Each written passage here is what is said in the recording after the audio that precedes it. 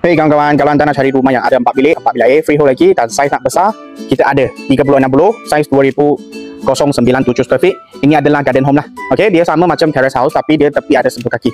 So hari ni I bawa you konsep ni yang ada high ceiling dekat you punya kitchen. Okey. So untuk sini depan you boleh buat 3 kereta. Luas sini pun boleh 3, so total you boleh buat 6 lah.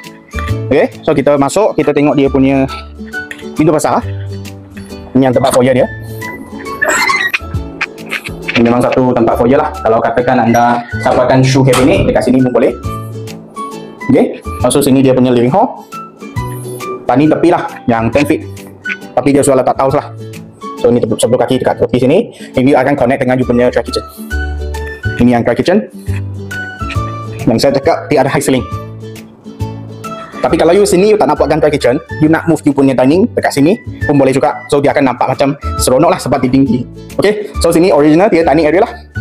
Kalau you letakkan you punya dry kitchen dekat sini pun boleh. Dan belakang sini dia ada satu tempat untuk wet kitchen. Dan dia ada sebelah kaki tepi juga.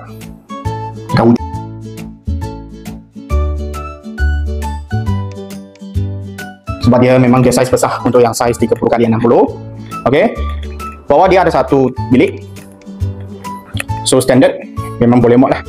Untuk queen size, king size, cabinet. Kalau nak letak meja kat situ pun boleh.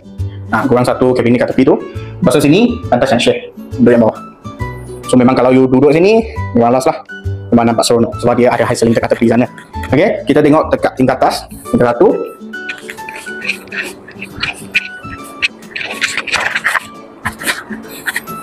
So dia ada satu ruang sini untuk you boleh buatkan you punya working space ke. Sebab belakang sini memang cahaya semua cukup. Dan inilah yang bawah tadi tu, yang dry kitchen. Okay, masuk sini bilik ketiga. Ini design dia macam baby room lah. Tapi ruang dia memang cukup. Kalau katakan nanti you punya anak sudah jadi dewasa, yang boleh duduk. Cabinet pentas yang tak ada share. Sebab total sini ada 4 bilik, 4 pentas. Ini bilik kedua. Sama. Ada satu pentas lagi. So kita tengok dia punya master bed. Ini master bed dia. Dan ini satu tempat untuk walk-in wardrobe lah.